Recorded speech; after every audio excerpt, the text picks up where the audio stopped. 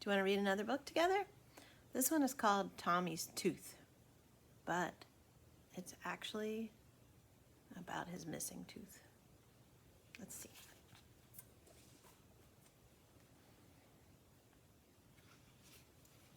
Tommy's Tooth.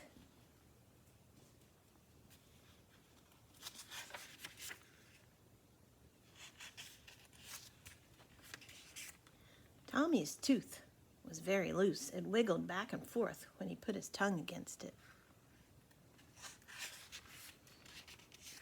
The Tooth Fairy is just about ready for that one, said Daddy. If it comes out while you're in kindergarten, put it in your pocket. Then you can bring it home and leave it under your pillow for the fairy to find. Oh, I will, Tommy said, and I hope she doesn't waste time looking for it in other places, but I guess she always looks under pillows. At kindergarten, when Miss Diaz played the marching song, Tommy wiggled his tooth back and forth in time to the music. When he drank milk through a straw, the tooth moved over and made a space for the straw to go through. When Tommy and Jane climbed up on the climbing bar, Tommy said, "I can't put my head down. My tooth might fall out upside down." Jane looked at Tommy's wobbly tooth. "I will pull it out for you," she said. "Oh no, it isn't ready to come out," Tommy said. But when Tommy started to take a bite from his cookie, the tooth was ready, and it came right out with the first bite. That'd be a little startling, wouldn't it? Miss Diaz looked at the white tooth. "Oh, the Tooth Fairy will want it," she said, and she helped Tommy wrap it and place it safely in his pocket.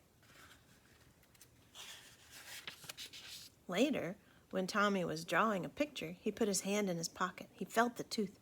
"I wonder how the Tooth Fairy knows where to look. She might pass by my pillow tonight. I think I'll draw a picture letter for her so she will know my tooth is there," he thought. Tommy took a clean piece of paper. He drew a big square for his pillow. He wished he knew how to write the words to say, "Look under this." But Tommy hadn't learned to write yet, so he drew an arrow that pointed to the pillow. "There," Tommy said, "the arrow will show her where to look." He folded the paper and put it in his pocket. That's a good idea. At home, Mother smiled at the tooth. She looked at the place in Tommy's mouth where the tooth had been. "A fine new tooth will soon be there," she said. "Put this one under your pillow for the Tooth Fairy to find."